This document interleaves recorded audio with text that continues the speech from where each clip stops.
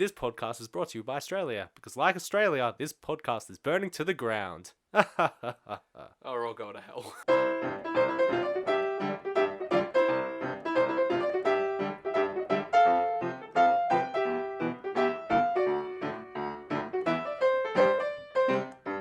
Hi, I'm Ben. And I'm Happy Stefan. New Year, everyone! Yeah, that. And that's Happy Michael. New Year, Ben! Michael's talking to us, and yep, thank you, Michael. Happy New Year, listeners. We are Animating in Threes. We are a podcast that talks about animated films or shows from an animator's perspective. Happy New Year, Screaming Bird! Wow, that bird just gets less enthused every single time. Happy New Year, everyone! It's a good, 73% into January at the moment. Yeah, and we're 1 month late to our best of the decade episode. No, but again, we hate to disappoint one of you, so here we go! So yeah, this week we're going to be talking about anything from the last decade of animation, because why not review 2010s to 2019's animation? We haven't planned this at all, so we'll see how it goes. But first, a little bit of animation news, mainly just the Oscars. Basically, a few good films for short animated films. There's Kit Bull, which is really good. It's about a dog and a cat befriending each other amongst really bad times, and it's really sad.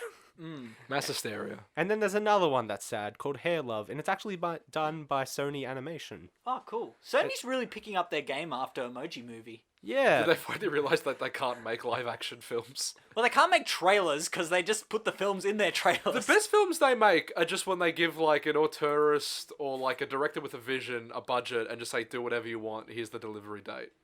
That's kind of how... Isn't that how Spiderverse kind of happened? Sure. Okay, and as for animated films, Klaus got nominated because they had a limited Yay! release in Australia. We all really liked Klaus. Yes. The Missing Link also got nominated, and only I've seen it in this group, but it's really good. I'm glad it did. Is finally getting some recognition. I must say, I'm happy with how the Oscar and the Golden Globes have addressed their animations recently, but man, Disney must be kicking themselves because... Frozen 2 didn't get nominated. Yeah, Frozen 2 was not nominated. They were really banking on winning one of the animation things for the Golden Globes. Yeah. Have you seen those pictures online when Disney sent out to retailers little stickers for I think Wreck-It Ralph 2? Yeah. And it said Academy Award winner Best Animated Feature, for Wreck-It Ralph to put on the stickers on all the display cases. Yeah. And they had sent them out prematurely on the as a contingency if they won. And then people had already put them up, or I presume that employees put them up intentionally after it lost.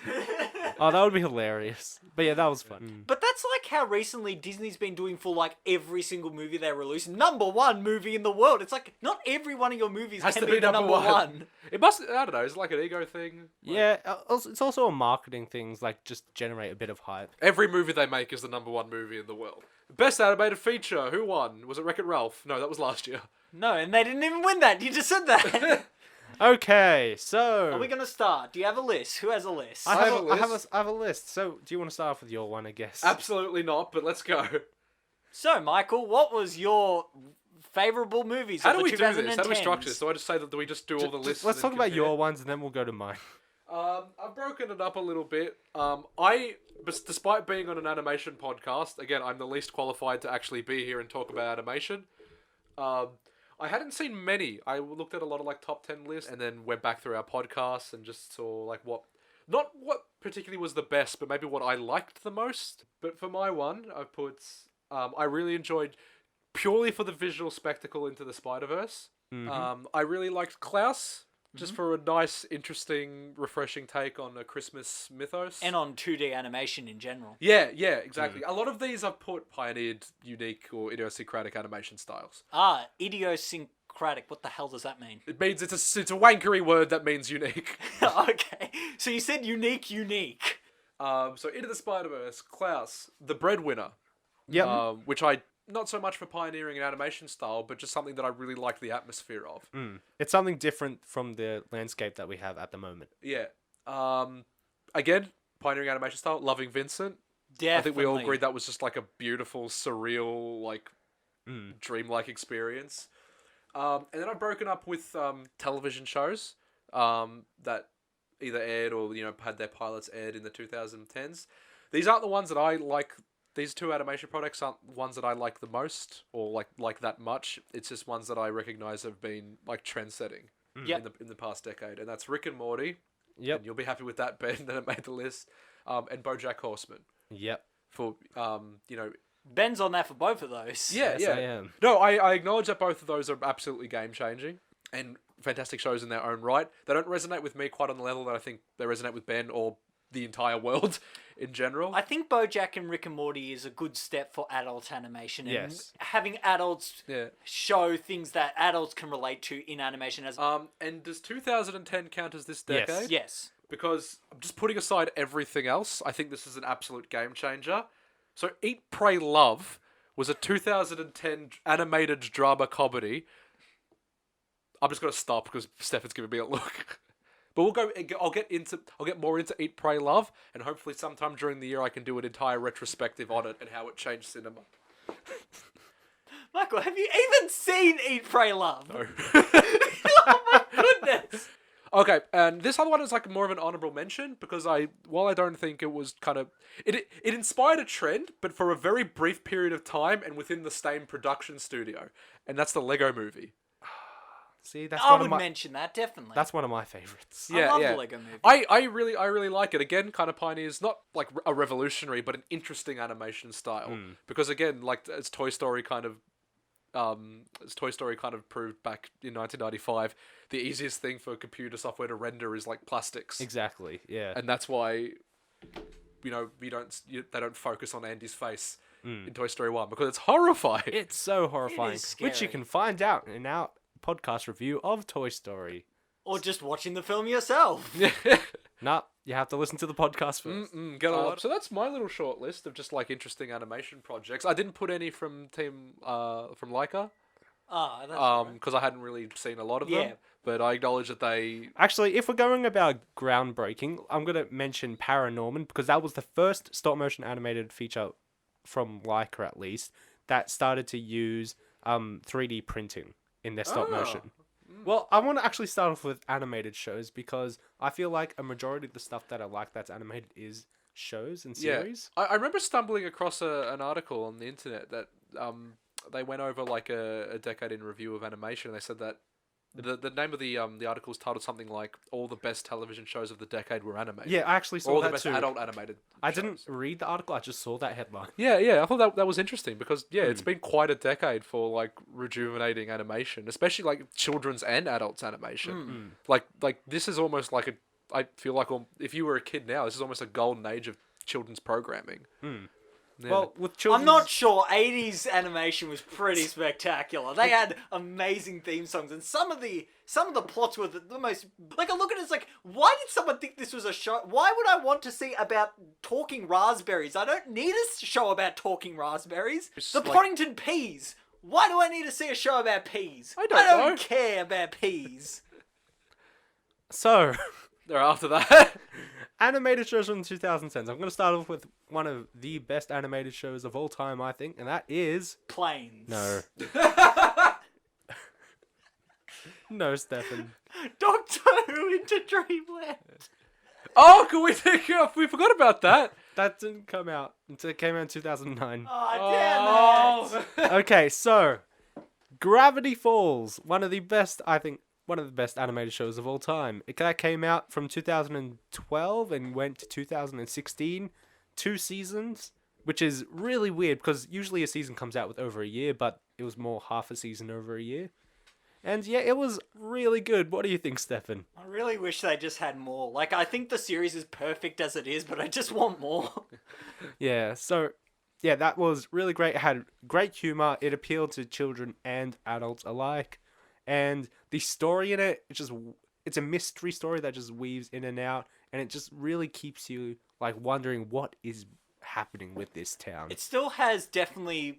It arguably is my favorite Disney show villain. Like, I love Bill Cipher. His design is amazing. Because he's just an Illuminati with a hat. He's just Illuminati with a hat, and he's adorable. Does Gravity Falls have an obligatory musical episode? No. No. Oh, They have a few They have songs a sock in it. opera. oh okay. The sock opera, there's karaoke defeating Oh, zombies. sock. Oh, that was nice. I always like musical episodes of television shows that are not typically musicals. Oh, well, we can talk about Batman the Brave and the Bold. Does that have a musical episode? Yes, with the music master played by Neil Patrick Harris. Does Batman sing?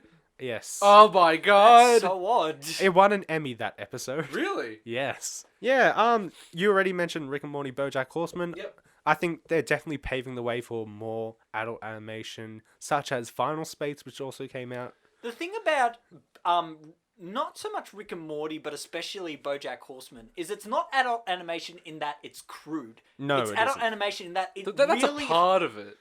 yeah, but It's a small part of it. it goes into issues that you just can't address in kids things, like Oh, yeah, of really course, serious yeah. ones. And I think having animation bring levity to those is a very important thing, because you can't do that in live action. In live action, if you were to see an issue like that, you'd be like, this is depressing as crap. I don't want to see this. Yeah. There's a level of like dissonance with cartoon characters when you can still feel their pain, but at the same time, it's Right. Well, it's not as much, but because it's animated, they can do things to try to get you to not just feel that. There's a line from Seth MacFarlane when he says something about like what you can get away with in animation. And he talks about how there's an episode of Family Guy when Peter and Lois get into a fist fight, and he says something like, if like it's like that like got a reasonably good response, but if like Ray were to punch Deborah, like it might be funny after the first couple of swings between both of them, but then it would just get really sad and it would turn into a domestic incident. Yeah. Or like how Bart just strangles Homer strangles Bart. Yeah.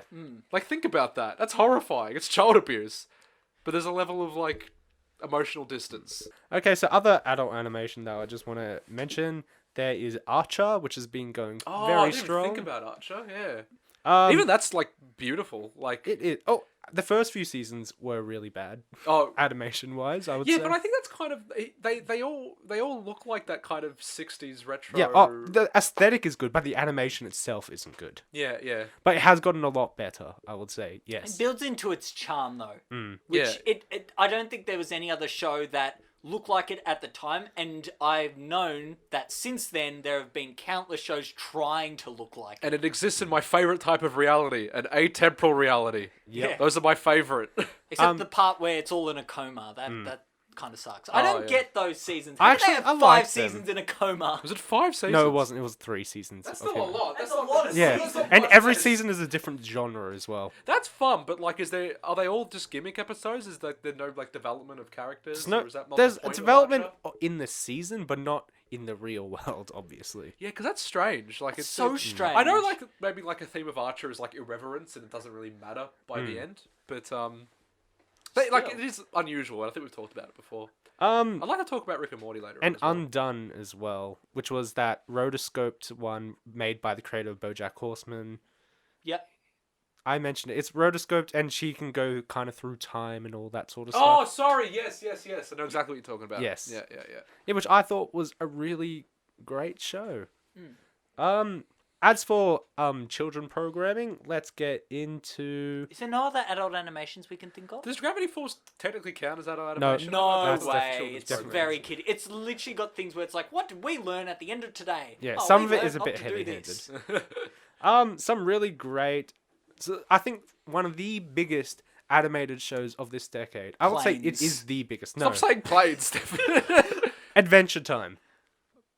It should have been planes. No, but Adventure Time is, I think, the biggest animated show of this 100%, decade. 100%. Because it's just permeated pop culture and just like a lot of the designs are so recognizable.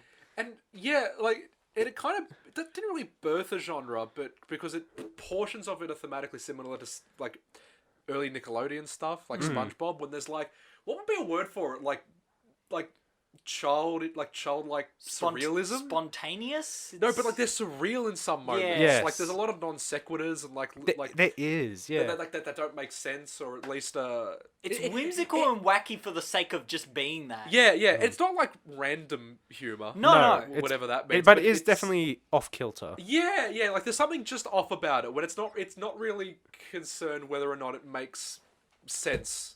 Yeah, it is a genuinely unique show where its style kind of did permeate a lot of other projects, whether it be by the same creative team or, I think it was other very studios. freeing for a lot of studios because they saw that, this is getting traction and Yeah. it's just doing whatever animation can do to make it fun and exciting. Yeah. Maybe we can do stuff like this without having to do something bland like we've been having to do with our more Yeah. generic sort of shows. Did it bring back Rubber Hose to an extent?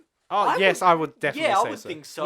Was that purely Adventure Time? Because I see it. I You see it in don't think other... it was purely Adventure Time, but I think it definitely was a major factor in bringing it back, though. Yeah, because I put like Steven Universe in a similar category of of the type of animation.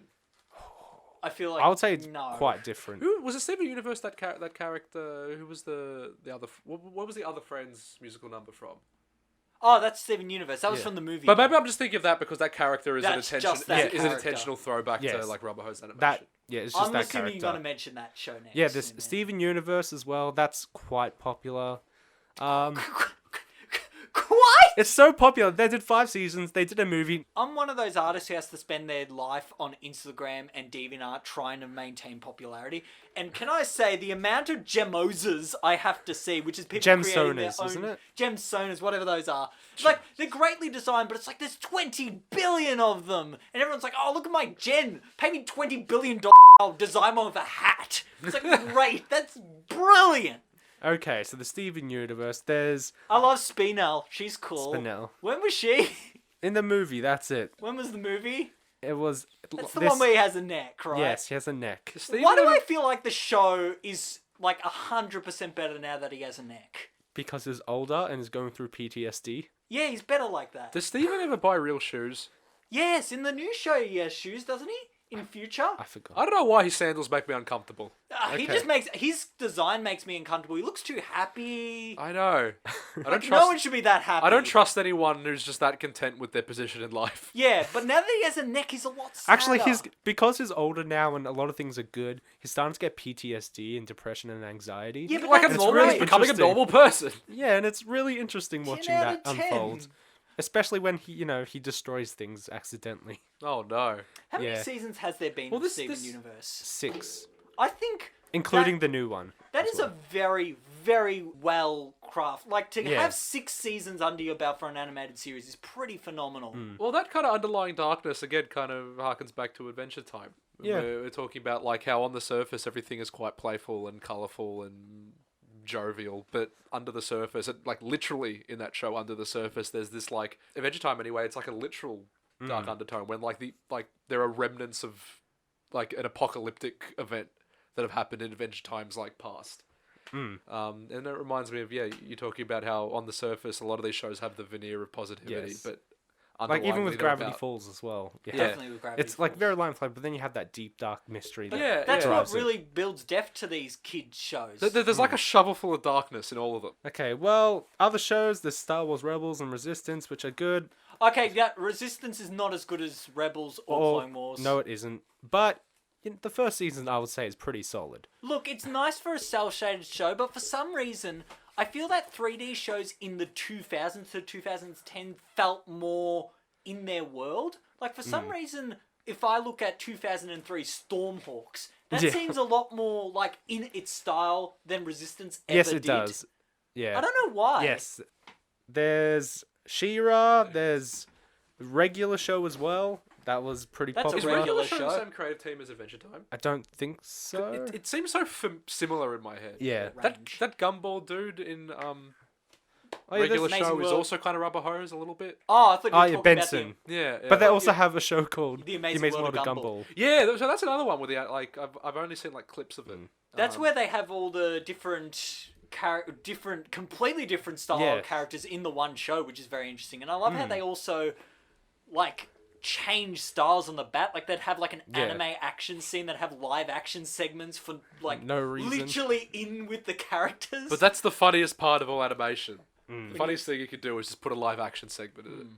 Okay, and that's all the TV shows I'm going to mention for now. What's that Stefan. one that you wanted to mention? Over the Garden Wall. yeah. Over the Garden Wall. It's incredible. It's literally it's the runtime of one movie because they were 10-minute specials that were put on Cartoon Yeah, Network. 10-minute specials. But it is, I love it. It is such a great, just introspective. It reminds me of like a purgatorial kind Yeah. of show where it's these two kids trying to get through like this Yeah. eternal forest. Actually, out of all the kid shows we've mentioned, I reckon this is the darkest out of them all. the darkest. Yeah, Oh, it is about. It literally is about death. purgatory and death and all that. But they're so happy. I know, but it's very dark. It is dark, but it has a lot of great humor. And Oh, it does. It It's balances amazing. it out, everything wonderfully. I Has love an amazing soundtrack as well. I love how the show is structured as well. Mm. How they don't tell you the backstory till the very end, and then all the pieces click, and you're like, okay, so this is what the story's about. And they almost did the backstory episode as the first episode. Which I think would have been such a big mistake. I'm so glad they saved it to the end like they did. Yeah. Some really good themes in it, as in like messages they go through. Really interesting way in how they do episodic tales. Because they have the characters go through like these episodic adventures, but each one kind of builds on a little part of the world. And it's just really interesting. Well, I didn't mention this, but also Infinity Train also does that. It's also 10-minute episodes as well. And it kind of does that as well. And it's really Infinity good. Train is also along that. Another... that is also is a Cartoon Network. Yes, it published one. is. That one is also great. Like, it has... Again, that's the thing where it's like a character in this new world where the world has little parts that make it up. So, Starverses, I've talked about this a lot in this podcast. It's just that I think the ending was butchered. I don't think they did it as well as, say, Gravity Falls with its 3-episode mega finale.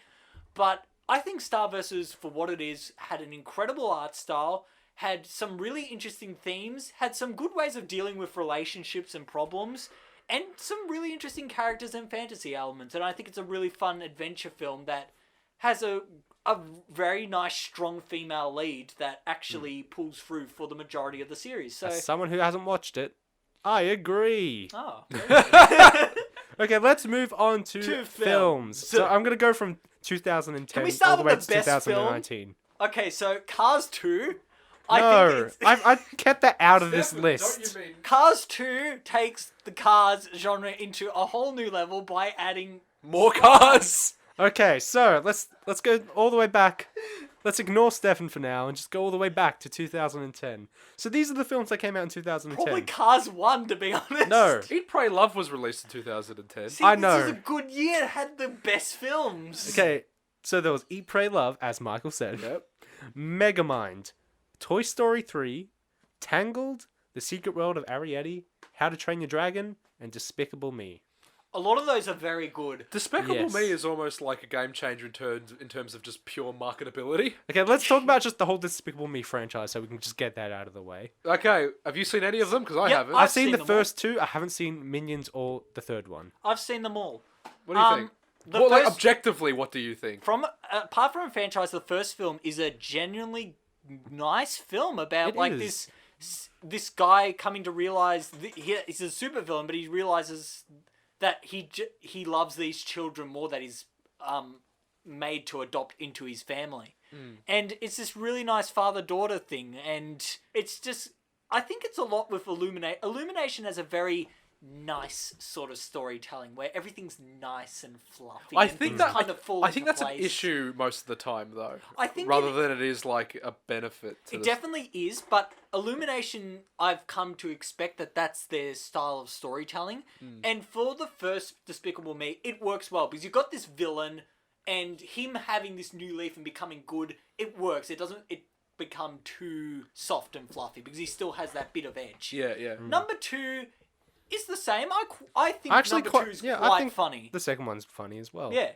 It's fun. It's got some great action sequences.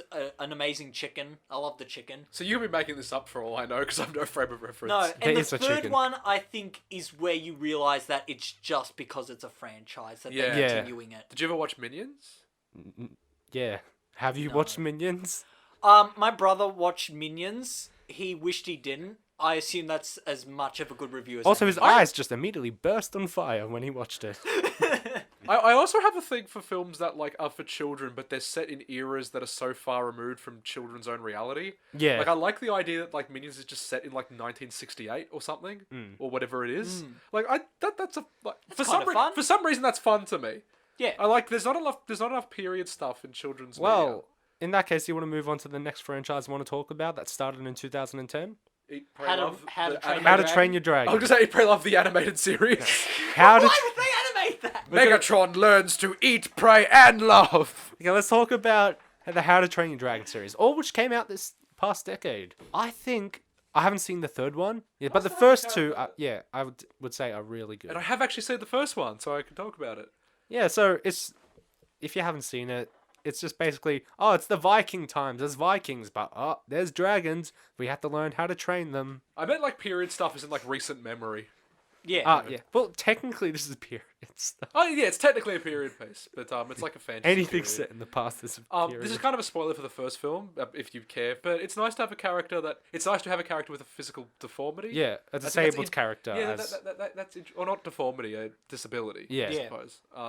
Yeah, I think that's really And that's good. used thematically because Hiccup is the main character. He injures the dragon Toothless's wings, Yeah. and Hiccup ends up losing the opposite leg to match the dragon's wings, but together they complete each other. It's very interesting how they do that. Yeah, I yeah. think that this film franchise also, it's an interesting one in that they're willing to sacrifice things in it. Yes. Yeah, that's Because okay. in the second film, Second They film kill off the dad? destroyed me. they kill off the dad, which Oh, was wow. really big, I I think. love the dad, and when they even made it that it was partly Toothless's fault that he died, I thought that was such a It was, ballsy move to do. yeah, it's a really good Like franchise. usually you don't in Disney films. The mum is already dead. Yeah, they're dead or by they're at the dead start of the film. You don't have it that you build them up as a great character, and then you kill them off just as they're getting perfect. They don't- Like at that stage in the story, the dad was actually it felt like he was going to do another big moment, but it ended up being cut short, and his big moment was just his death. They It don't was go really full Lion sad. King where you like see the corpse, do they?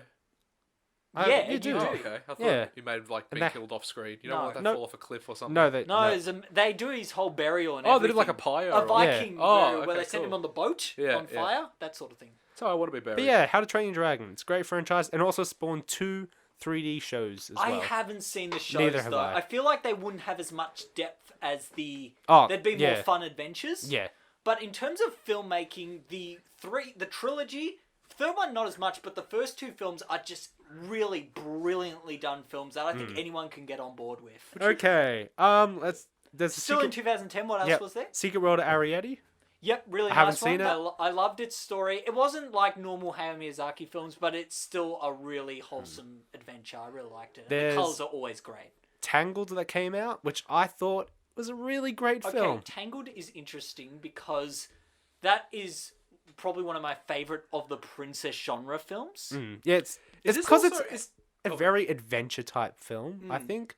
Was Tangled the first of like the Disney Yes. 3D, not That- Renaissance, Oh. but kind That's of. what I was going to mention because this style is what started the Frozen style, Yeah. and then Yeah, the yeah. Moana style, where everyone has that massive. Yes, eye. I think Yeah, it did start it off, because it's yes. gone back to like the princess archetype or the Yes. storytelling But now we're at that Formula. era where they've changed the princess into the more active, the proactive yeah. female, which is great. yeah, good. No, And I think Tangled did that subtly by still having her it's the same story, but what's her name? What's Tangled the princess's name? Rapunzel? Oh yeah, Rapunzel, her. Yeah. She has this life to her. She has this active. She wants to get out, see the world, do everything. And for an animation, it means you can have fun with her as much as you like. But it also means story-wise, you can bring this new life to this character, other than the character who just waits in a tower to Yeah, be rescued. They're more active participants within their own stories, and that again, like we were talking about, like reflects like this like social culture that we live in now. Yeah. which is good. They also the 3D in that is also really good, really well done, especially with the hair as well. That amount Her of hair was and all that insane. animation was so good. Quickly, Last I See the Light with the Lanterns is a wonderful, yeah. still one of the best Disney scenes of the 2010s in terms of atmospheric visuals. It's just a lovely romantic scene. Moving on. And we'll talk about while we're on Toy Story 3, we'll talk about both of the endings of the Toy Story franchise. Toy Story 3 and Toy Story 4. Toy Story's 2 endings. Okay, Toy Story 3's ending was really Amazing. definitive for me. I think, loved it. Yeah, That's- I did not like Toy Story 4. Is that unpopular or is that? I don't think a that general was consensus? I think Needed. it's I think fine. it's It's good, Yeah. but people that's just the- don't that's see the the need problem. for it. Yeah. The problem is that it's just fine. And it's up until recently like the flagship tentpole the series. I still for think being- it is. It, though. it defined a company, and it defined the storytelling like methodology of a company, but now it's just like it felt like another Disney. This film. one felt like the most cash grabby of them all. Yeah. That in Incredibles 2, because Brad Bird always said that he would only come back to Incredibles 2 if they had a script that he deemed, worthy of as a successor to the first Incredibles. But I just thought it was the most like just generic. Normal, like, It was very much kind of as the first film, but a bit different. No, but the first film had this weird, like, domestic That's with banality to it. You got to also realize, you've said it before, Michael, that old Pixar films have this upset, like this sorrow behind it. Yeah, where it's this midlife crisis. there's this bitterness Yeah. and like this darkness to them, and like they're not like that anymore. They're very They're the art. light and happy. Yeah, even the art style, like, it was so slight, but the art style in the second Incredibles movie is so slightly different, but it changes the tone of the film. And it's barely noticeable, but they're just a little bit bubblier, they're a little bit rounder. I still think The Incredibles 2 is a really good film, though. Oh yeah, I think it Oh no, is it's too. good. They're all good. It's just that I like. It doesn't have that same charm he's saying. No, That there's same bitiness. yeah. There's a grit. Not. It's hard to explain because I'm not trying to say that they're like this dirty, gritty, Yeah. realistic It's take on. It's just missing that spark. Yeah, It feels yeah. a bit commercialized, Yeah. which is what I can say about a lot of They Disney don't have films the same nowadays. level of authenticity behind them, and I can't. Okay, we'll Yeah, get it's hard to into that. articulate. We'll get into that a bit later as well with another franchise that they've made. This will be a Oh, long no. episode. Okay, but Toy Story 3 though, great definitive ending. Oh, amazing. brilliant. I think it goes a bit too schmaltzy at the end. No, have it. Because You I reckon? think it's earned. if you can have a middle where people literally leave the theaters because they didn't want to see toys die, I think you can have a small. At what point do they die? Like Buzz can lose an arm and he's fine. They He just almost has get like a. burned to death. in the That was the incinerator? part That where was I- a powerful scene where That- they all hold that's- hands. No, I'm the saying it's saddest. good. I'm just trying to. Yeah. Yeah, again, you shouldn't argue the logic of this universe based on like children's logic. Okay, let's move on to 2011. So we have Rio and that franchise that happened. We should have written like a "We didn't start the fire," but like for all the animations this decade. Oh yeah, Rio, Rango, Monsters Mom, Kung Fu Panda 2, and Happy. It almost rhymed. Yeah, it was close. So you have Rio. It started really good. I know Rio, Rango, Mars Needs Mum, Kung Fu Panda 2, and then the third one came out, Happy Feet 2, Romeo and Juliet, Arthur Christmas, and I know you don't like this, Michael, but I really, really love it, The Adventures of Tintin, Secret of the Unicorn. Oh, skip. Rango is amazing, I think. Okay, so Rango was done by the director of Pirates of the Caribbean, which Yes. you can really tell because Jerry- it feels like a Pirates of the Caribbean film, except it's a western, and it's got like half the cast from Pirates of the Caribbean. Okay. But Rango was it was really odd because it was so incredibly cinematic. It was. Yeah, It yeah. had a very interesting It's slightly desaturated as Yeah. well. For and this time the 2010s are known for their really bubbly animations with soft curves and, And as you vibrant said, everything colors. color. Yeah. This was about creatures that had like arrows in Yeah. their heads. The first time I eyes saw falling this, out. I thought it was like the best textured film that had ever come out because it's so visceral. You could literally just see and feel all the bumps Oh, on that's the a good lizard word, skins. visceral. the, yeah. the one thing about Rango that I thought was they pointed out, I didn't really notice, that the key defining aesthetic feature of Rango is asymmetry. Yes. Yep.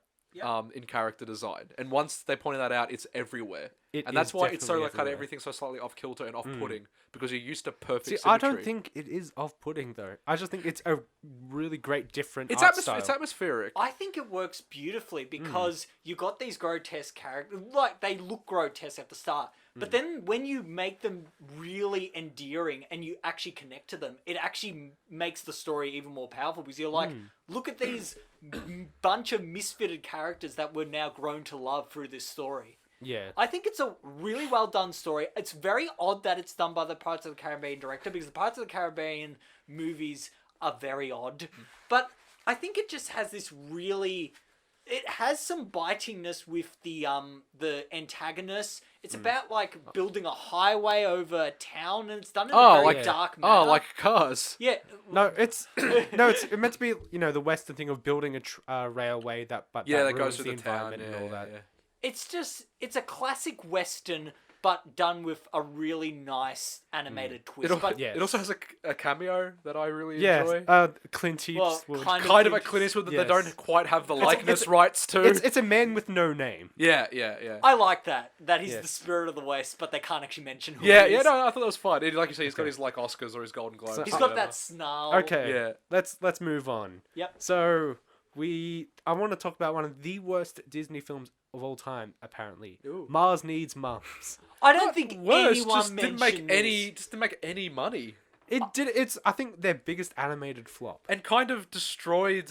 Motion capture for them. No, sorry, what was his name? Robert Zemeckis' mocap studio. Yeah. Yeah, because remember all those Polar Express and what was that other one? No, yeah, Mars Needs Mums is the reason we don't have those anymore. Yeah. I did not even see it. I know nothing I haven't about seen it. The It's on only- Disney Plus. I want to do it one day. Can you show me that list again? There's one other one I really wanted to Rio, talk about. Kung Fu Panda 2, Happy Feet 2. Kung Fu Panda 2 I wanted to talk about. What was Kung Fu Panda 1? Was that the previous decade? Yeah, I think 2009. Oh, okay, or yeah. 8. Kung Fu Panda 2 is usually the black sheep of the trilogy. Like, people don't The really talk second about one. it. Oh, Yeah, sorry. the second Kung Fu Panda.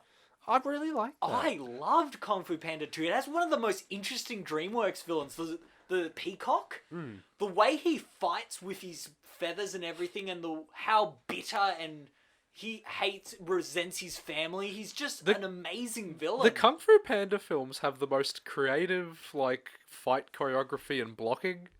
Like, I like how they harken back to, like, the ridiculous kind of like 1970s, like, underground kung fu movies. Yeah. And like how just like insane and cartoonish and over the top Yeah, everything is. And because it's actually a cartoon this time, they You can can actually really really push go it. over the top. Yeah. But I remember watching it like back when it came out in 2008 or 9 or whatever it was, and thinking like, yeah, this is really unique and weird and fun.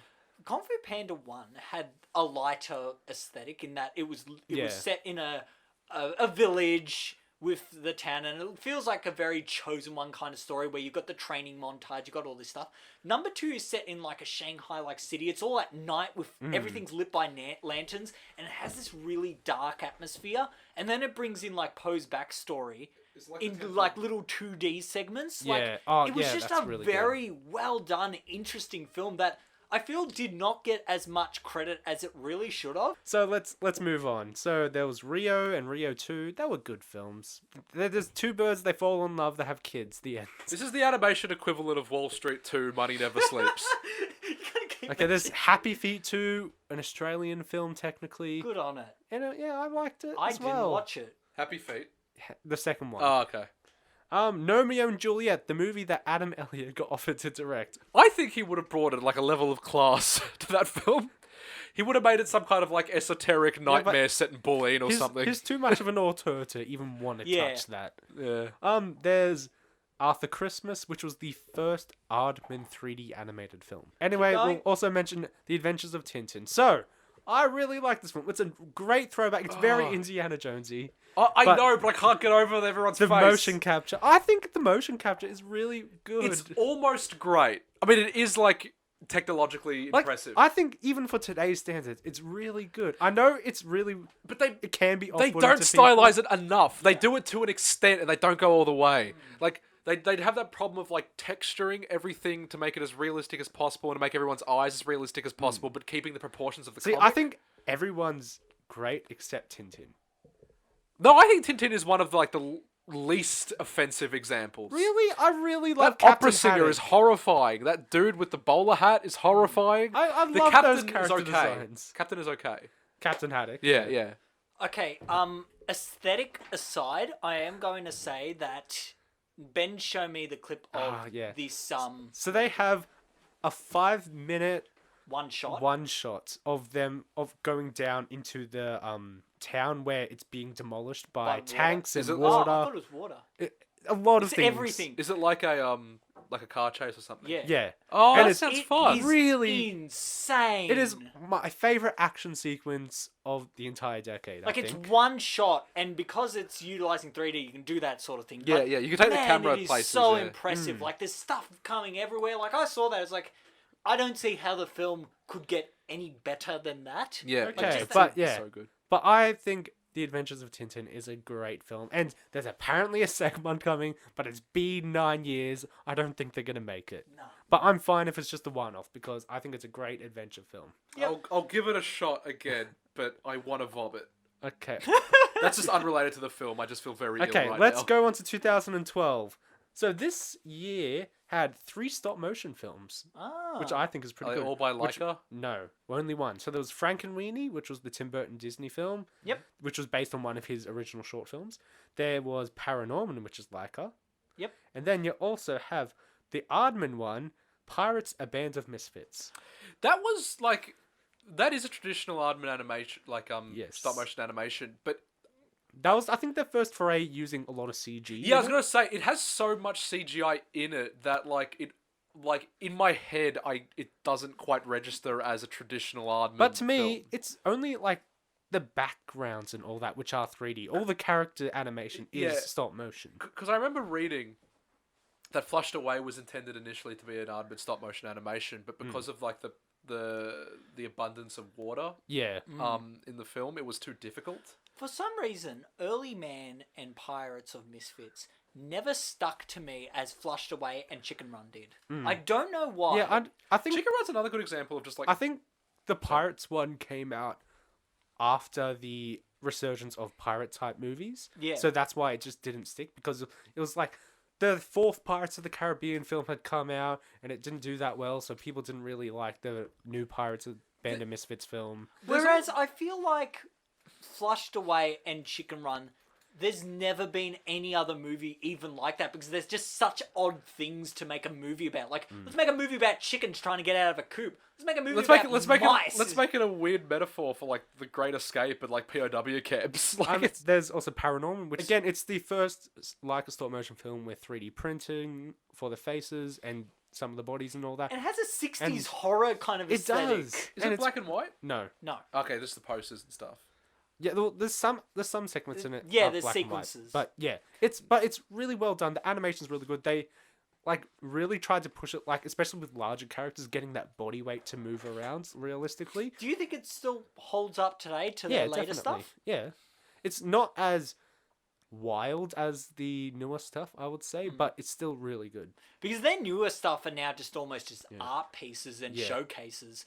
And then there's Frankenweenie, which is good. I thought it was fun. I like freaking Weenie. This is the time when I was obsessed with Tim Burton and Oh, yeah, anything same. Tim Burton. So Oh no, this is just after that for me. I saw this and thought, oh, it's so fun. I love it. I love how it's black and white. I love how it's got the story's generally there. But sadly, it remains quite forgettable. It does.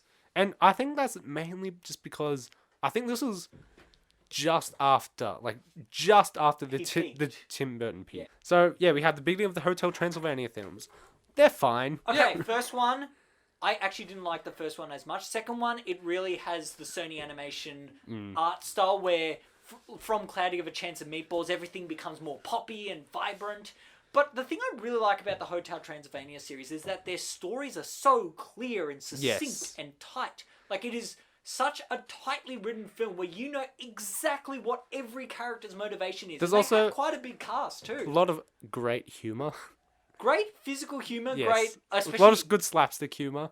but not in number one as much. Okay, yeah. But I feel like in terms of animation storytelling, they're just a good example of 3 very well done animated storytelling films where everything has a payoff and everything gets And answered. Rise of the Guardians? I love Rise of the Guardians. It's so good. Jack Frost is the best character ever. One of the best animated protagonists ever. I'm also a sucker for just like Avengers style Yes. all-star teams. And I think this is like a great voice cast to put behind all that as I well. cannot get over how phenomenal a film this is. It has one of the best written character arcs. It I has really like the villain as well. Villain's fantastic. He's got like a His- Hades kind of Yeah, persona. his angular face also Yeah. is really iconic When you looking. say Hayes persona, you mean he talks like an East Coast lawyer? No, he doesn't talk like a lawyer. I mean, he has that presence where he's Yeah. kind of always overshadowing Is this people. based? This is, for some reason, this is kind of, to me, it's kind of Neil Gaiman-y. Yeah, it does feel like Sandman because Sandman. Well, it has a Yeah, Sandman. no, I no. was thinking of Sam. Yeah. I know, but okay. The last film of 2012 I want to talk about, and its sequel, Wreck-It Ralph.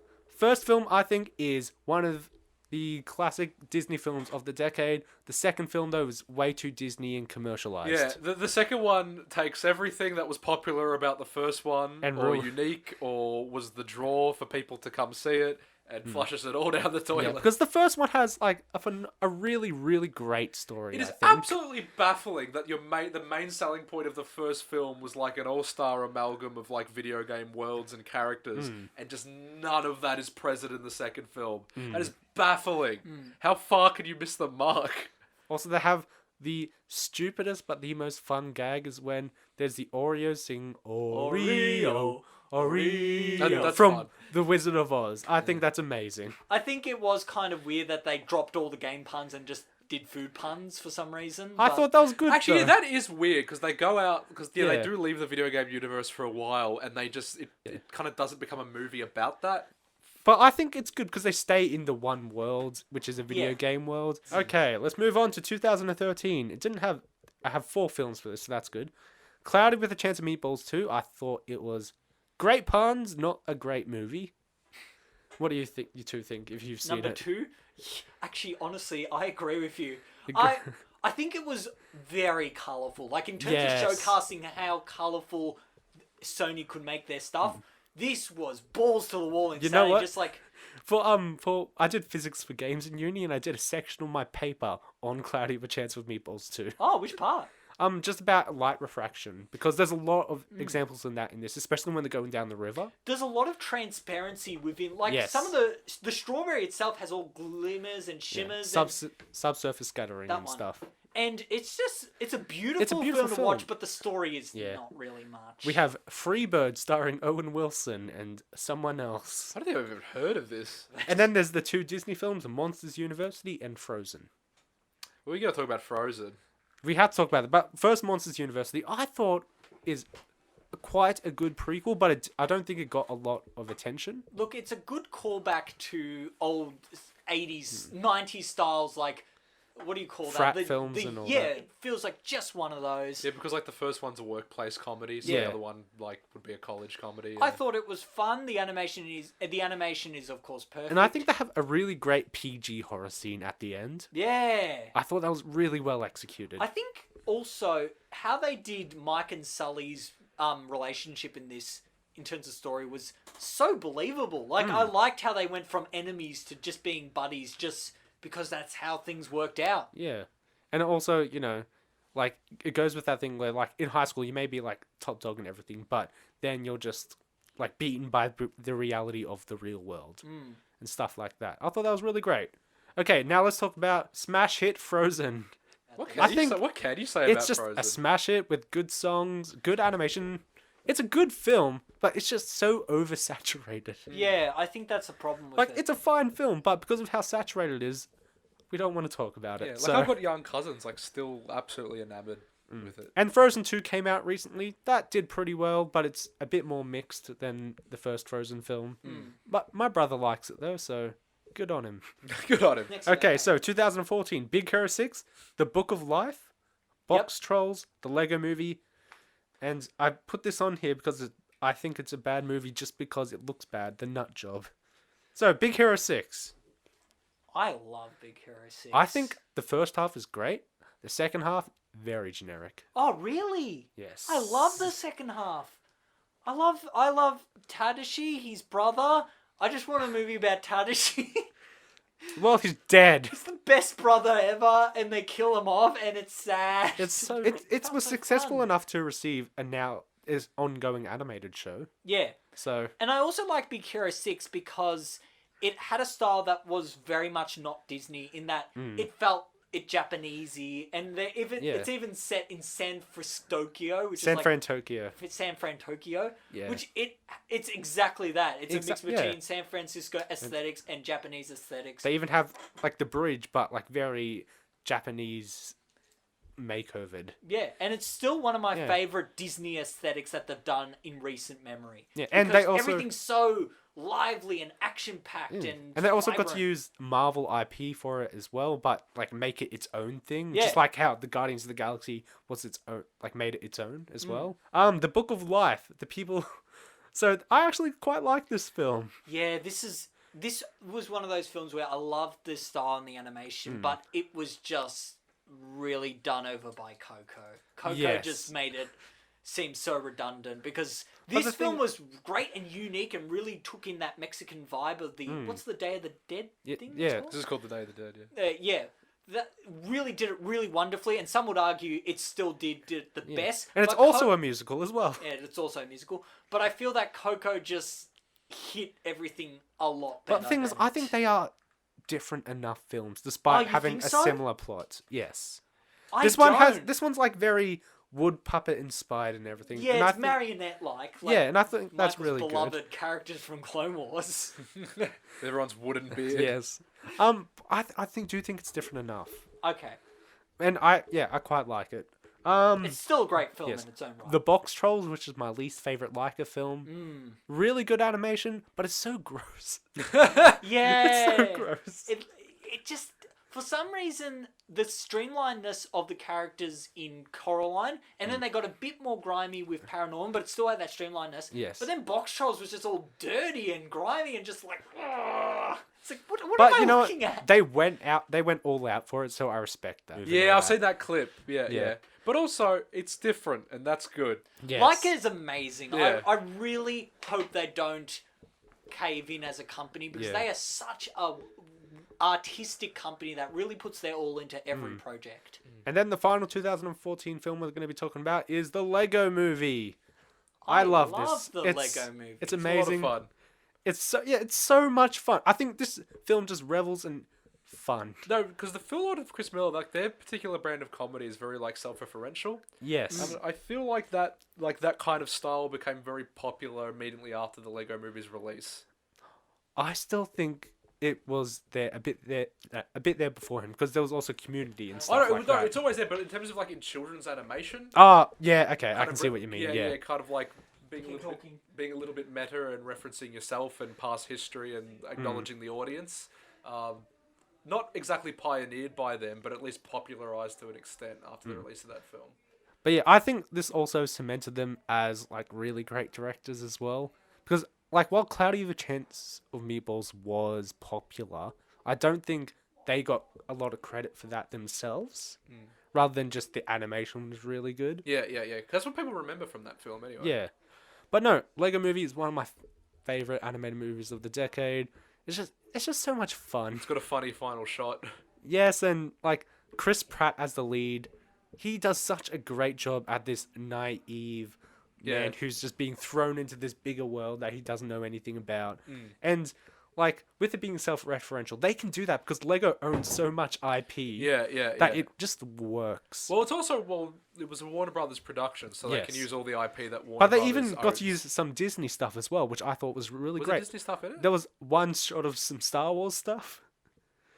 Oh, that's right. Yeah. They also had I 20th love Century Fox stuff. They had Lego Millhouse in it. It was a bit more random in its humor, but in a good way. And yeah, it's just a great film. And the Lego Movie 2, despite some of the songs, I think is just as good as the first one. I actually liked it more. Yeah. And that's probably the most unpopular opinion because people usually People, like the like, first no one. one went to. I don't know what happened. I think it was like oversaturation. Yeah, but no one because went to see they it. had the Lego Batman film and the Lego Ninjago Are film. we going to talk about Lego Batman film later? Because I like. Yeah, Okay. we will. But yeah, so the Lego Movie 2, there was a bit of an oversaturation with the Lego films, I Yeah. feel. But They it's- made too many too quickly. yes. Yeah. But it's still really good. Like the story in it is really good, especially when like you introduce Rex Dangerfield. He's great, and like the Lucy's character arc as well is really good. And the plot twist at Oh, the the end. biggest plot twist in all Oh, cinema I still history. want to kind of watch it. Okay, we won't ruin it. They have animation smears in this, but instead of like having a traditional animation smear, they use a weird Lego piece as the animation Oh, smear. yeah, and it's yeah, it's used throughout both films, Yeah, but a yeah, I've lot seen in the that. second When it- film. Yeah, And yeah. I really, really love that because that's Yeah. something you would do in stop motion. And it works. You don't notice it until like you go frame by frame. And it's Yeah. how they use it to make those weird dynamic perspectives that you wouldn't see in most stop motion things because they're not possible. Yeah, Exactly. The thing I like about those films is that every single piece is a Lego piece. So Exactly. if it were to be it's a film that's almost completely achievable with stop motion. if you they had were to the do time it that and way. the budget, yes. Okay, so 2015, we had stop motion Anomalisa. I didn't see it. What? Animalisa. It's an all tourist stop motion film that I've came never out. heard of that in my life. There was Australia's Blinky Bill. Oh man, that was so crazy. There was Pixar's Inside Out and The Good Dinosaur. There was The Little Prince, which I want to do in this podcast one day. There was the Peanuts movie, which I want to see one day. Ooh, Michael loves the There peanut was aesthetic. Shaun the Sheep. Yep. The SpongeBob movie. Which and one? The Out of Water thing, where it was 3D and 2D. Yep. Okay. And Strange Magic, which I don't think you two would have heard about. I want to get into that later. Is that like Possum Magic? No. The book. Okay, so Animalisa, haven't was a seen deep it. cut. You two haven't seen it, but it's a film. There you go. What's a film?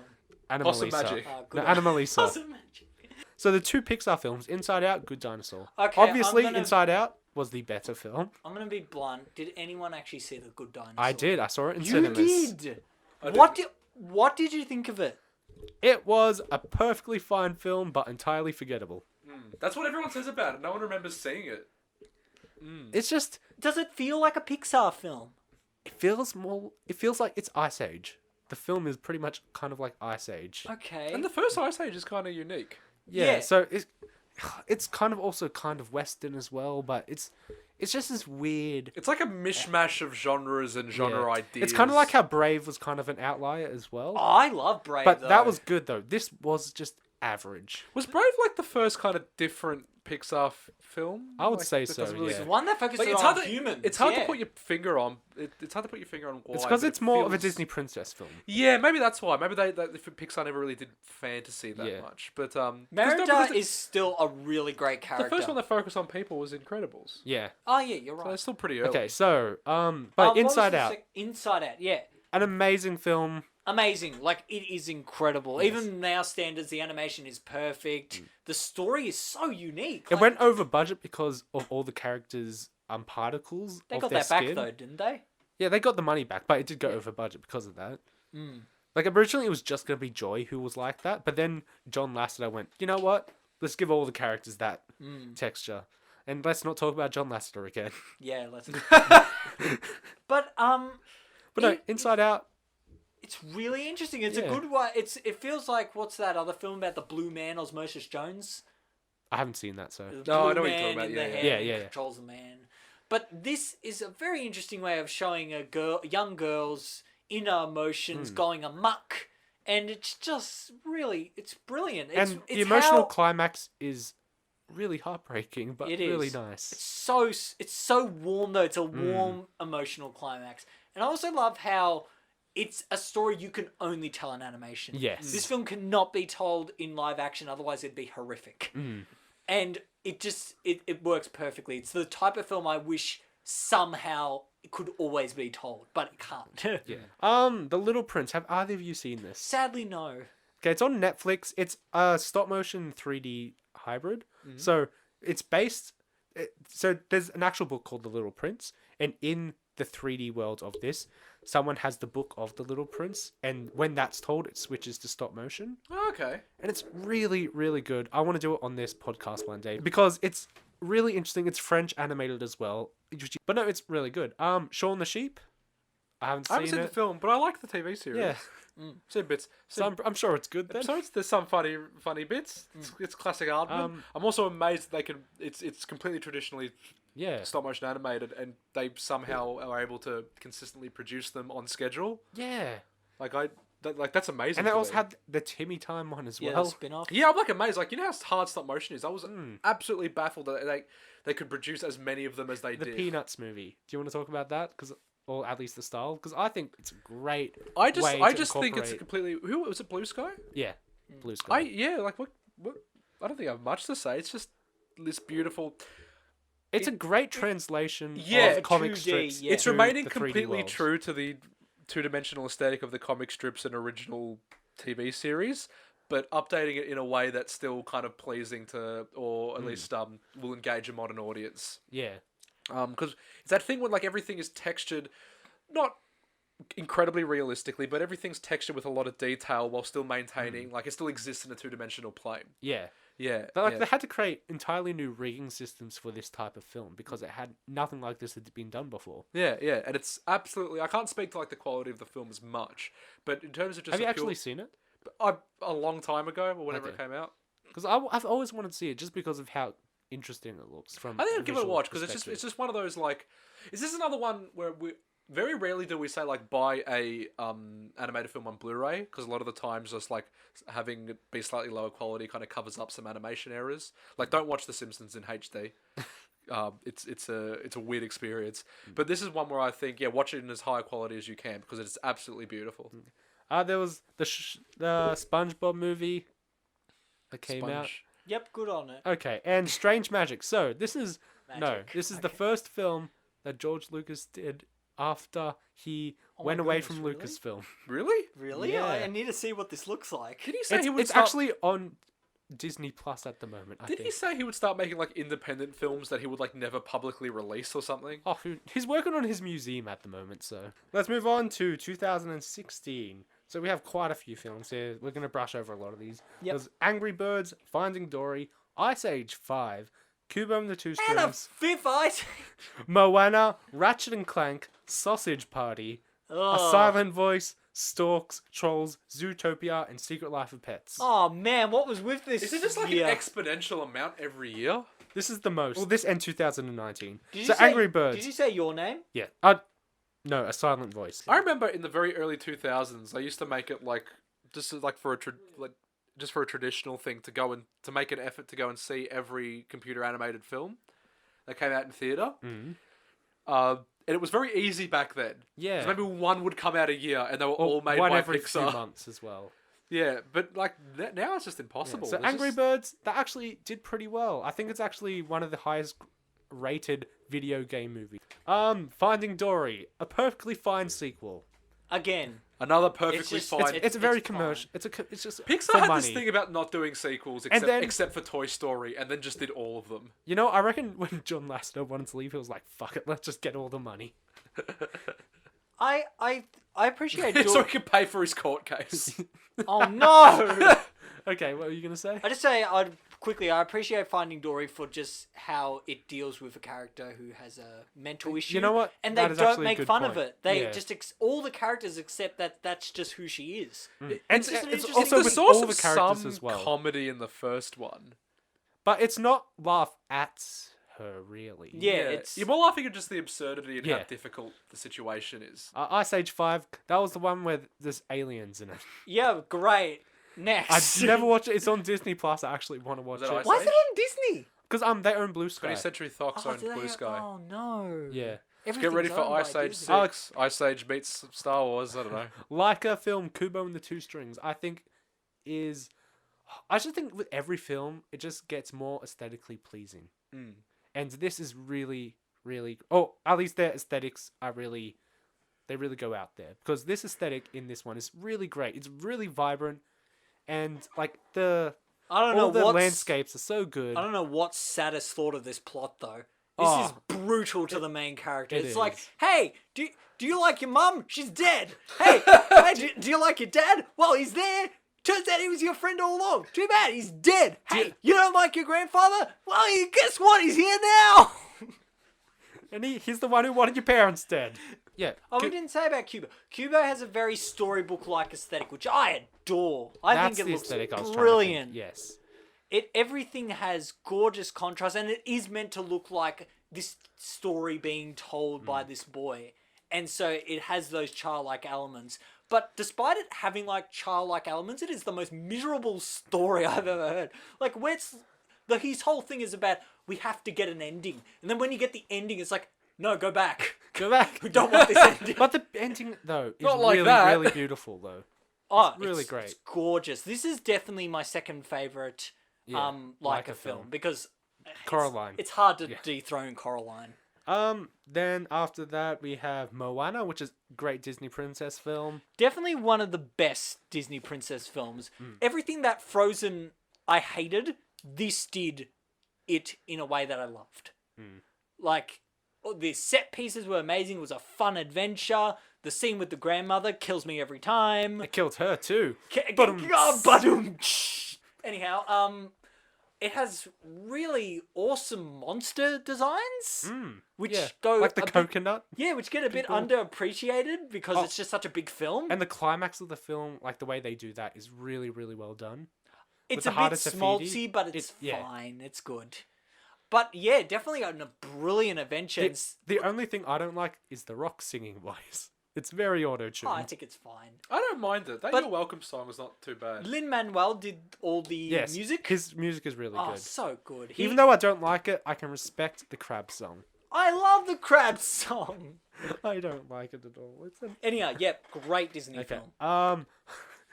Controversial Sausage Party, where the animators got underpaid and overworked. I've seen this one.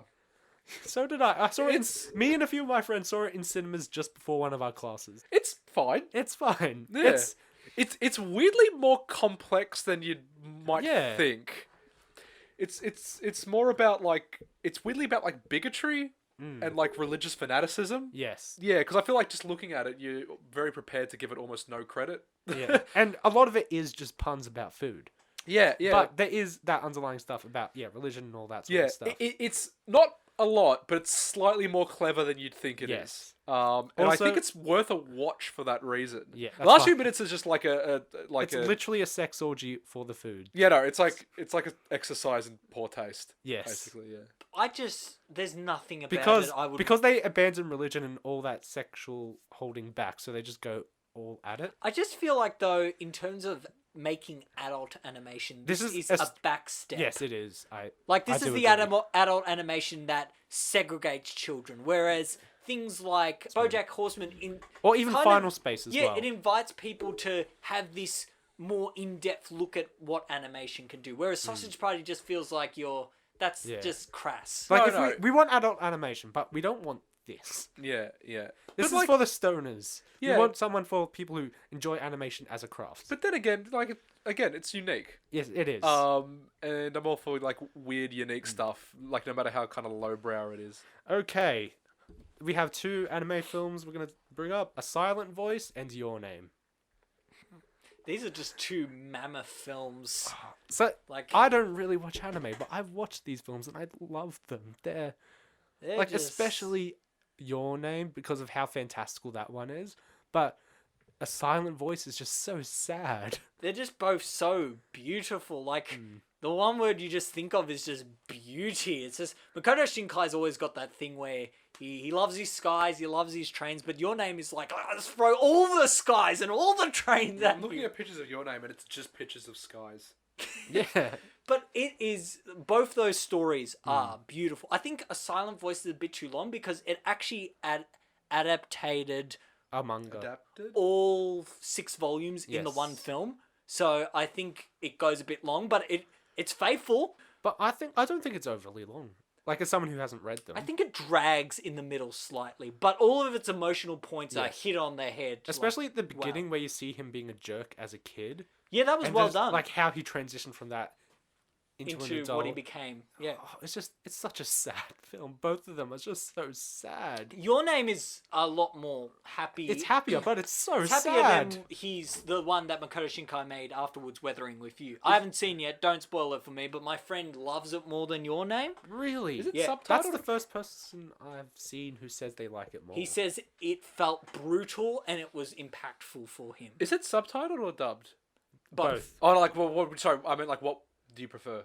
Dubbed. Both. Oh, okay. I prefer the dubbing of it just because I'd rather get the actual emotion that Makoto Shinkai would have directed. You mean subbed? Sorry, yeah, subbed, sorry. Subbed and dubbed. Yes. Just because they sound so similar, I get Yeah. confused. I do prefer subbed, yes. So yeah, Both 2 great films. like stand out of the decade. Like there's not much we can say about it in one thing, but definitely 2 of the best films. Trying to get them to be made as live Which action. he really shouldn't, because animation is animation for a reason. Although these 2 Would he make films it- can be done in live action. Yeah, but no, you can't get skies looking as beautiful as Makoto Shinkai gets Would skies. he make it with a Japanese cast or would he I westernize think it? he's westernizing. Ah, okay. Okay, a few more that we're just gonna kind of scoop past over. Storks.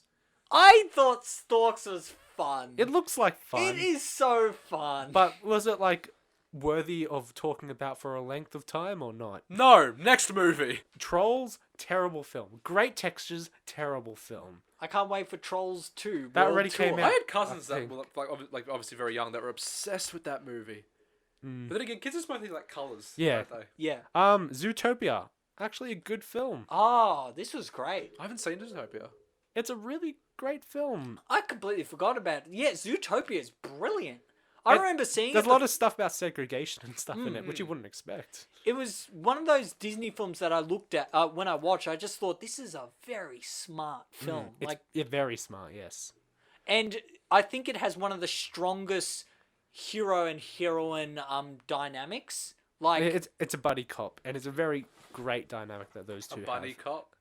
oh, That would have to be made. That's a joke that would have to be made. I haven't That's heard probably it. how they pitched it. A bunny cop A bunny movie. cop movie. Oh damn!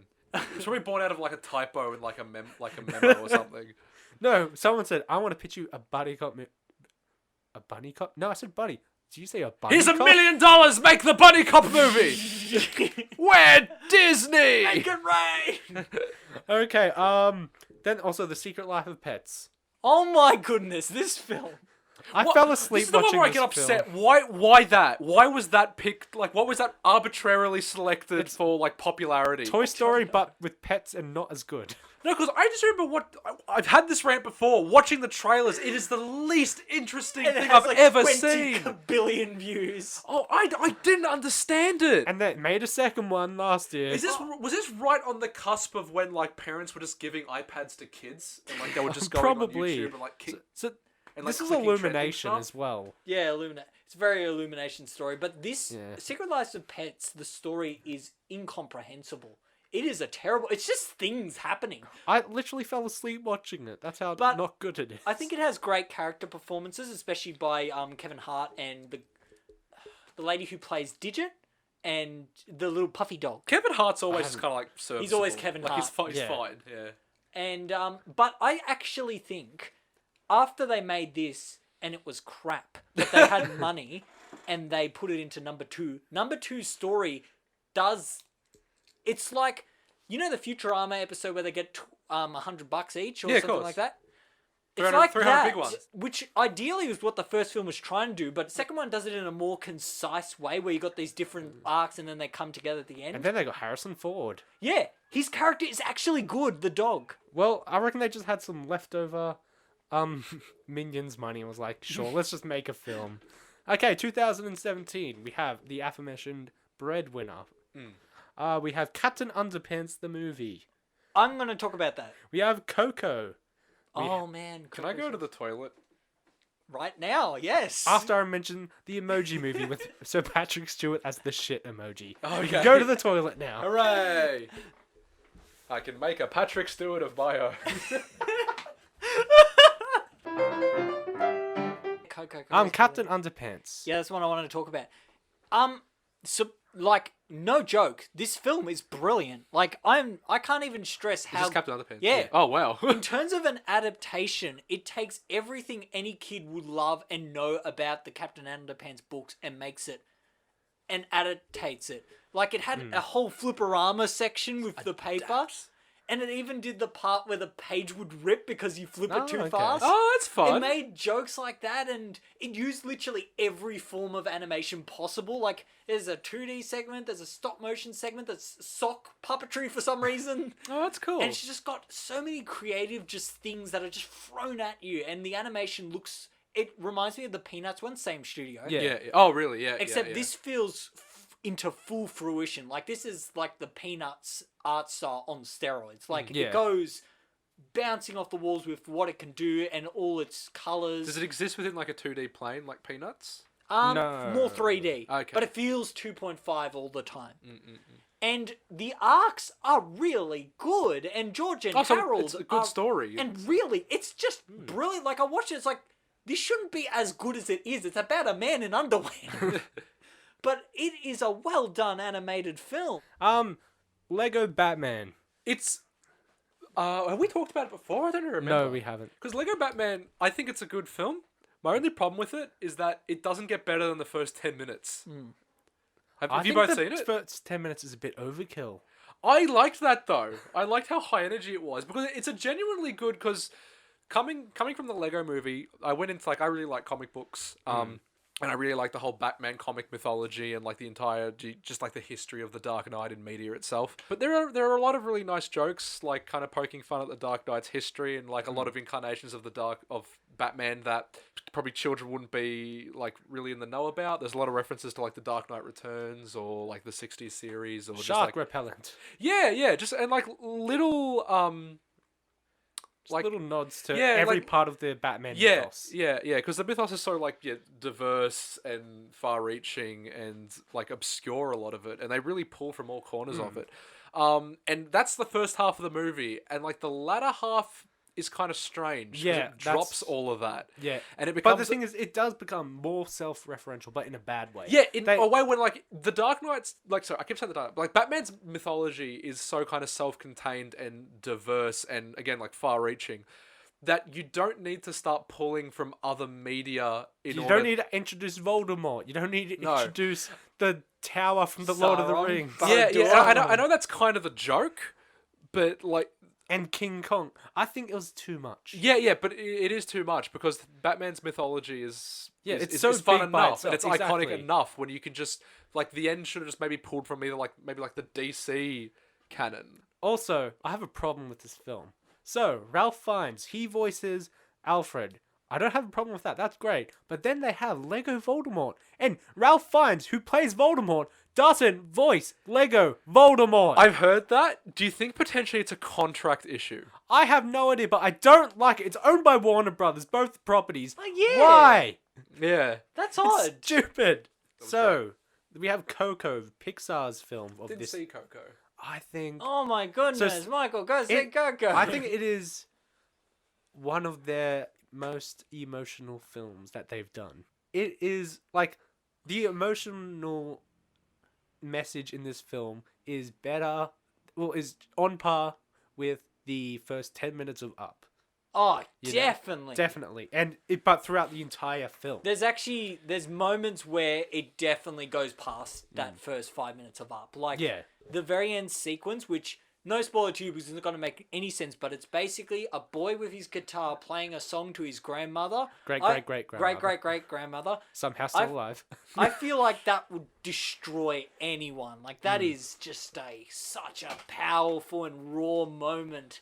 And they do... What I really appreciate about this film is they do old people really nicely. They have the wrinkles and they look really just sweet. They've got a wonderfully sad smile. Yeah. And I've known a lot of elderly people like that when there's so much they are smiling and they are genuinely happy, but there's a lot of sadness and a lot of history on their face. And yeah, this one definitely revels in that, and it's just it also really gets into Mexican culture as well, which I really appreciate, just because it's really nice seeing a different Western type of culture. Yeah, I like the recent trend in Disney of exploring other cultures with at least a little bit of tact. You have Moana. Yeah. You have this. You have it is other things coming Disneyfied out. to an extent, and Yes. Moana has copped some criticism for almost fetishizing Polynesian culture. Yeah. Anyway, But yeah, it is good that they are diversifying their films. Yeah, that's good, and in a way that's respectful.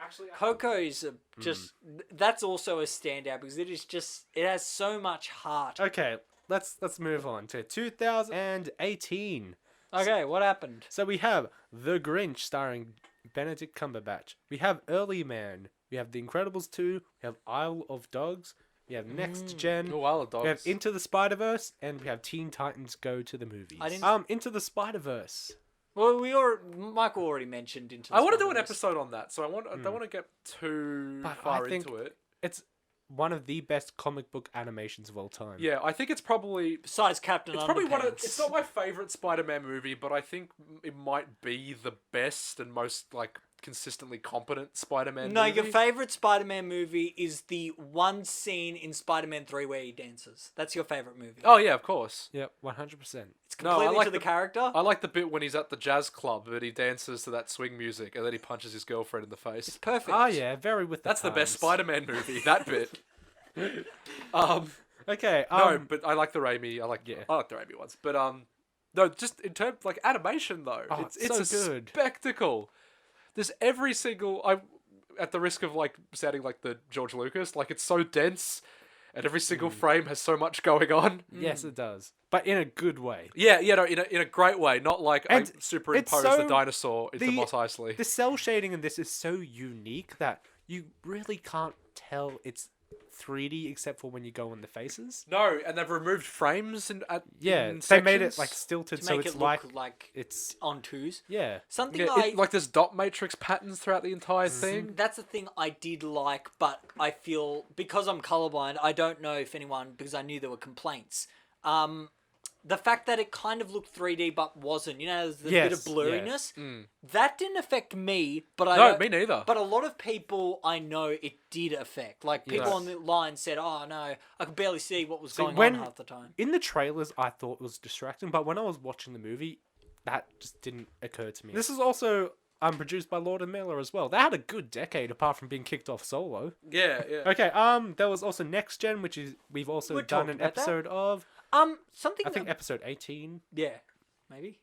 Isle of Dogs. What's that director's name again? Wes Anderson. Wes Anderson. He's a very interesting animation eye because everything's flat. And I can't tell whether I like that because it looks good in animation or it's just weird because everything is flat. For some Also, reason, the title is a pun. Isle of Dogs. I love dogs. Oh, I love dogs. Oh, I didn't know I that. didn't know that either. That's clever. Have you seen Fantastic Mr. Fox? Yes, I haven't Yes. seen this film.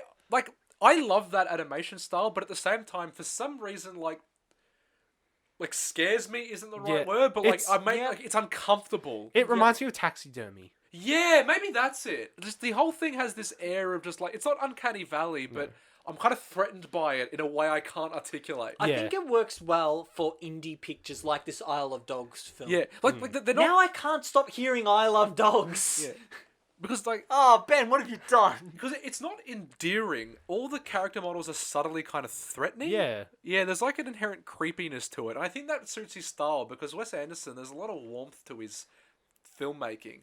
But at the same time, there's always like this underlying kind of dread, like reality, always like simmering under the surface. And all these films are like that. And I kind of like, there's always like a handcrafted, like Michel Gondry-esque aesthetic to everything. And that comes across in all his animated pictures. Okay. There was Incredibles 2, which we've kind of talked about kind of already. that's alright. There was Early Man, which only I've seen. It's alright. It's not the best Aardman film, but Cavemen it's and they alright. do a football. Yeah, I thought it was gonna be like a funny caveman. No, like, it was ish comedy, mainly but it's like a it's a football sports film, movie. yeah. Yeah. And The Grinch. That's like the poster child for just like generic illumination animation. Yes. Okay, we're up to our final year now. So we have Abominable, The Addams Family, Frozen 2, Oh, the Addams Family. This is a generic year so far. Netflix's I Lost My Body, which is up for an Academy Award. Okay, that's probably Netflix's Klaus, which is up for an Oh, that Academy one's Award. great. That yeah. one's great. Like Missing Link, which is up for an Academy Pretty Award. good, yeah.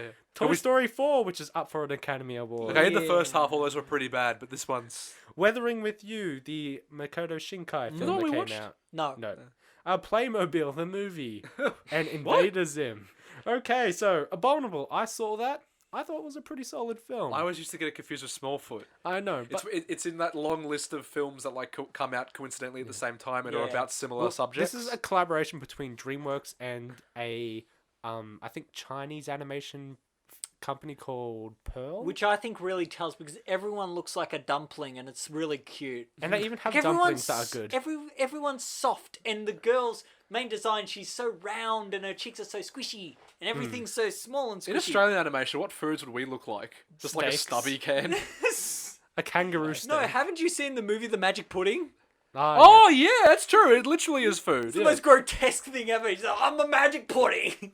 But no, Abominable is pretty good. The Addams Family. I think that kind of tanked. I think. I'm not 100% sure. Yeah, no, the animation looks like animation from like 20 years ago. Yeah. Yeah. The rendering was just not up to standards.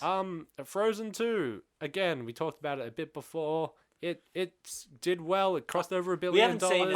I asked my cousins who were like very, very young whether or not they liked Frozen 2, which Frozen they like, Frozen 1 or Frozen 2. And I know that they like Frozen 1 better, but they'll just say Frozen 2. 'Cause it And I'm came sure it's out just because recently? like it's the most kids just like the most recent thing that Yeah. they've seen. Toy Story 4. I think it's good. It's really As we've said with previous Disney titles, it really harkens back on that commercialization as opposed to it actually being a necessary storytelling element for the franchise. Like, Toy Story 1, brilliant. Toy Story 2, way too good. Toy Story 3, terrific. But Toy Story 4 just feels like, and another one. I've said this before, but it's more of an epilogue than. But it's not. It's also. Did you find it like weirdly awkward and unfunny? I did. Yeah, because a lot of people I've talked to, or people, or like reviews I've read, are all saying that they found it hysterical. But I thought the comedy was very awkward and like none of it landed for me. But yeah, if they had just called it like Woody or something. Yeah, but they also completely got rid of Jessie. Yeah, in number 2, the whole thing was about Jessie. Because Toy Stories, while it has 2 protagonists, they are ensemble films almost. But now we're just very much kind of like Woody's little arc. And like you were saying, it doesn't feel like people try and call it an epilogue, but it doesn't feel like an epilogue. It feels like another ending. Missing Link. Only I've seen that. Really great film. Leica, again, they smash it out of the park every time. Even the Box Trolls, which I kind of like. Is there a way they can get bigger as a studio? I don't want them to, though, because the way they're going, they're telling their own stories that they want to tell. No, but I mean more successful. They need another Coraline. They need something because... I'm just happy they're making films at all. Yeah, but Kubo is beautiful, and yet no one sees them. Like, they're great. They're perfect films, but I didn't no one even see sees them. The Missing Link in cinema. I waited until it was out on Blu-ray. Yeah. I think it's harder to promote fantasy to children. But I think their films are just really hard to promote. Like... all their trailers just don't sell their films. I don't know why. No, because I don't know, because like we're in an age of just like mass marketability is king. Yeah. And franchises they're not, everything. Yeah, they're quite like esoteric. They're not. And they're very unique. Like, they're always very small stories. They're never anything grand. Like, oh, this is Iron Man versus a vampire. They're nothing like that. Yeah. Okay. So we have Weathering with You, the Makoto Shinkai film. I I've haven't seen it. You have. It is good. I just think Your Name is better. Okay, Playmobil, the movie with Daniel Radcliffe. Yep. 2019. Yep. It's a movie. And this concludes our podcast. No, one more, which is one of Stefan's favorite of the year. Invader Zim, Enter the Florpus. Okay, every award ceremony is wrong. This should have won. Everything, just everything. Best actor, Best actor, best single. Should have won a Grammy. Best foreign documentary. Nobel Peace Prize, an Archibald Prize. I wish they just made the film more of them. I want more Into the Florpus. Just get John Vasquez, get him out of his coffin, and say no. Vasquez. Keep making stuff. Well, too bad. Every time you say Vasquez. Vasquez. It's so fun. I love the film. It's just great. Go's amazing. He sings a song. It doesn't make sense. I love every minute. Okay. That's it. That's it. That was the year. Wait, Spies in Disguise. That's the decade in review, Thanks for barring tuning all into the anime. Yeah. But apart from all that, that's a whole other. No, we haven't said any of that. Oh, okay. So What's next week, Stefan? Next week is Atlantis, the movie about being underwater. What were we gonna do that we decided not to? El Dorado. We're gonna do Road to El Dorado, and then the director was pulled up for sexual misconduct, so it's probably inappropriate. Yep, Yeah. nope, we're doing the other thing. Atlantis, The Lost Empire. Okay, if you want to contact us, we are animate3pod@gmail.com. And we're on Facebook, we're on YouTube, we're on Twitter. We're right here. I forgot about Instagram, so I'm going to delete that one day. And yep, that's it. That's the thing. See you next week.